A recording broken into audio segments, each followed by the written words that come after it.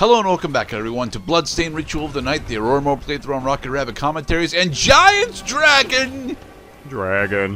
This is the Abyssal Guardian. This is actually not a boss monster, but we get the boss music for this fight, and, yeah. Aurora actually has absolutely no problems taking this down because, well, the Abyssal Guardian's big fault is that, it is extremely vulnerable to parry.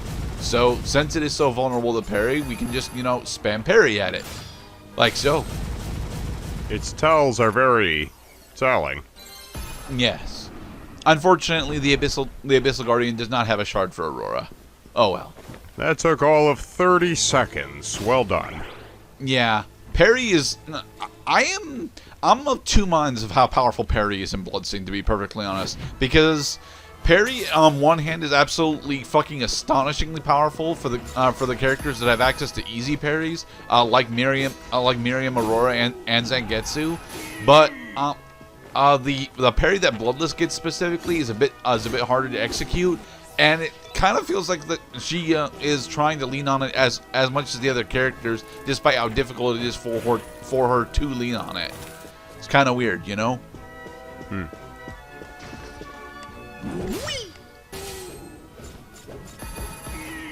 You can parry. So it's new in the world of Cloud as we anything. continue to go through the Hall of Termination. We can't go through that because the door is locked. Not too much new as of late. I haven't been playing many video games, but now as I've learned and may have mentioned on the channel before, that every video game drought is usually met by a video game downpour later. We will have that downpour. I personally don't actually have that anymore, especially as I'm getting older. I will I'll end up purchasing like a couple of specific games a year, and that'll be that'll be my lot. Aurora's flight is stupidly broken, mostly because it's free. The only big thing you have to worry about with Aurora's flight is how easy it is for her to get knocked out of it, to be perfectly honest. So don't you want to ride? Not really. I mean, you just kind of, not being very nice to me. So. I mean, I'd like to pay for your carriage, but it causes me pain just sitting down. It does. Mostly because Aurora's hitbox at the moment is a bit wonkier than Miriam's is. Sweet. And slice. You defeated. Yeah, Miriam can actually sit in the tri-wheel viewer without getting hit pretty much regardless. But when Aurora tries to sit in the tri-wheel viewer, she always ends up getting hit by the viewer wheels. I'm not entirely sure as to why that is, but it is a thing. Well, it will cause you to unlearn some habits, I see. Only a little bit. Others. The tri-wheel viewers themselves aren't actually a relevant enough enemy to really need to change your tactics for them.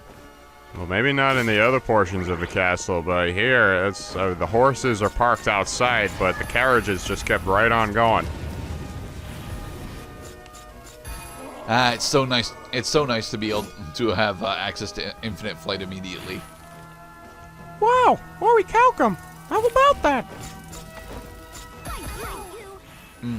Yeah, get back here. Why, I oughta.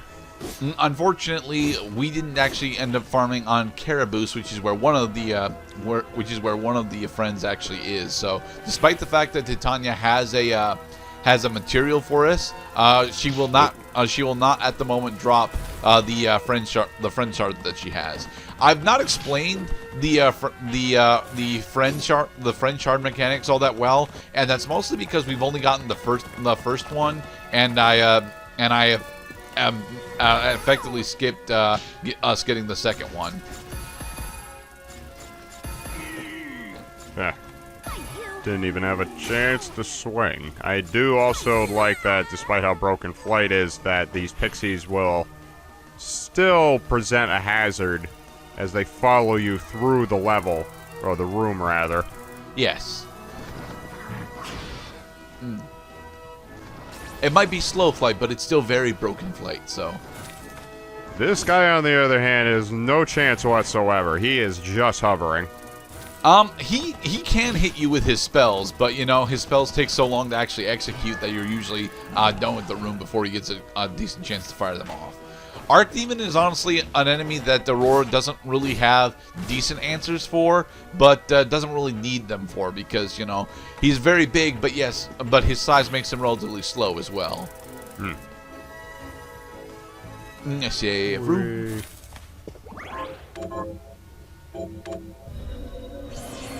Alright, so are we going to try and do millionaires now? No, we're not going to do millionaires yet. Okay. Get the warp room. What? I don't believe that I'll be showing off 8-Bit Nightmare with Aurora. Mostly because, although I will show off where it is, because, you know, there's a bunch of potential items up here. You know, see, there's a health and mana up right there. Die. But the whole reason why I'm not showing off 8-Bit Nightmare rather explicitly is because the 8-Bit Nightmare boss is one that I don't think that that I could honestly take down as Aurora. The screen just gets too loaded with damage zones for me to realistically have good answers for it. And although she can parry the melee attacks from the boss like has almost no melee attacks, so it's not really a thing that really makes sense for me to try and show off, especially when I'm not all that confident on it. Do a little bit of room exploration before we go back and get the other save point again. Because yes, we will be we'll be taking on Jeeble in this part, and if you recall from our randomizer run, Jeeble was the final boss because that was the seed type that Cloud gave me. So, but thankfully this time around, we will actually be showing off more of the castle than just rushing the Jeeble. We'll be showing off the entirety of the playthrough.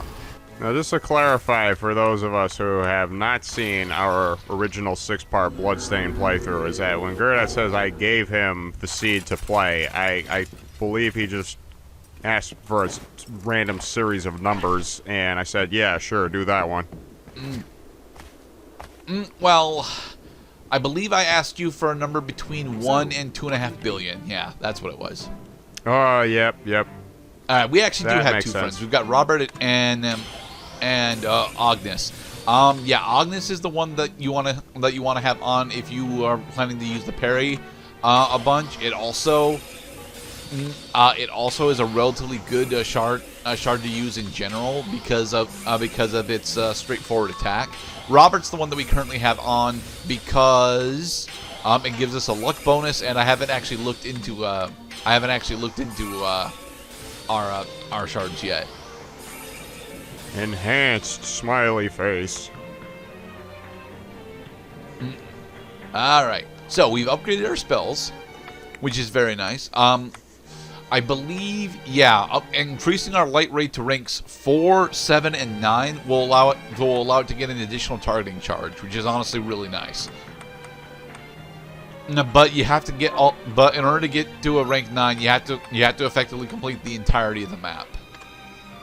Yeah, Robert gives us additional luck and critical hit rate. Agnes gives us additional damage from our counterattack, as well as a decent decent thrusting attack for a shard. Thrust attack. All right, so let us go and deal with Jeeble. Yeah, Aurora flies slightly faster than she walks. So that's why I'm using flight as her primary mode of transport. And since we got the powers of flight, we're also going to be frequently attacking the ceiling. Yeah, but there are very few hidden walls in the ceiling in Bloodstained, honestly. Aside from the 8-Bit Nightmare, I can't really think of any other significant ceiling hidden walls. All right, here we go. Jeeble himself. We are not going to obey you, Jeeble, because you aren't not important to us, like, at all. Very Dracula. I find it interesting that Jeeble can be afflicted by slow, because that means that if you really wanted to, you could bring in the slow ray shard that Miriam gets access to, and actually gimp this fight even further. Watch out, or my sparkly smiley is gonna make life hell for you. Alright, we are officially out of mana. And he's But look how moving at long it half takes speed. to actually cast Rigadokin or the Fireball. And this version of Aurora can just stand underneath the Fire Stream attack. It's nuts. It is pretty silly. Uh-oh. Mind you, now he can still hit us with the grapple attack. Ouch! Owie. Hey, that's okay. Oh, and he also gets Summon Hellhound. Right. And by summon Hellhound, he just does a lunge attack through the foreground. Unfortunately, we do not have the steroid in order to cut the moon, so we will be showing off the bad ending here. Summon Hellhound. Summon Hellhound is one of the best goddamn spells in the game, and it's arguably one of the best spells that has ever been in any of the Igavania games. It's not exactly a screen nuke, but goddamn is it close. I mean, it only attacks the middle third of the screen.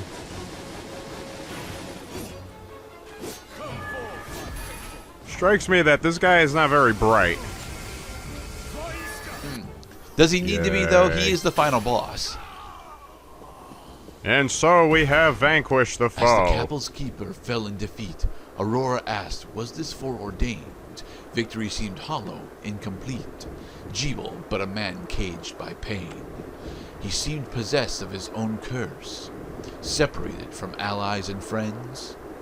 A plight she felt, not unlike hers. Had still others met with such an end? Aurora remained no closer to home. Her subjects' lives still in great danger. Why had she bested this catacomb? Just to strike down a bedeviled stranger. I was gonna say stranger. Could she turn back the clock, this battle redo? Aurore'd find a method to break his curse too. Yes, this is the bad ending. Aurora gets access to the entire castle, which is really cool. All the bonus modes do get access to the entire castle, but in order to get Aurora's entire castle, you have to make sure to take out Jeeble, you know, the normal way, as opposed to the way that we just did it, which is the bad way to do it. Well, if you had an easy time with the game so far. So, at this point, Gerdat is a bit perplexed, because if we're not supposed to just rush down and take down Jeeble, then there are some other bosses that we definitely have access to, but I'm not entirely sure if we really should be trying to go for them. It looks like that we will be actually going into the Tower of Twin Dragons next, though. Oh yeah, we're going to Tower of Twin Dragons again. I mean, mind you, not my game design. I would have preferred that the door remained locked so that you don't just walk into a lose-lose situation. If you win, really you lose. You get an ending, it's just a bad one. If you lose, you lose. Because in either case, it causes a game over and you have to reload the save state. And the only thing you walk away with is a lesson. No, but look, there's more MP ups to go and collect. Those are important, right? Yeah, so they should have just steered you to the fucking MP ups instead of having your time wasted. Our time was not wasted, though. Yeah, okay, we learned something. Now, does the game actually keep track of the endings that we get? Sadly, no. Also, we got another friend, Gen! So all you get is just more content. I mean, did it have to... It's... No way. No. Ending implies that the game is finished. There's a difference between game complete and game over. You got the equivalent of a death by doing that. Yes. So that's not an ending. That's just another game. It's just another way to lose the game, besides losing all your health. They count the Nier Automata ending where you remove your circuit board as an ending, don't they? Yeah, they do. But they play the credits, like, blah, blah, blah, blah, and yeah, you have to start over from your last save point.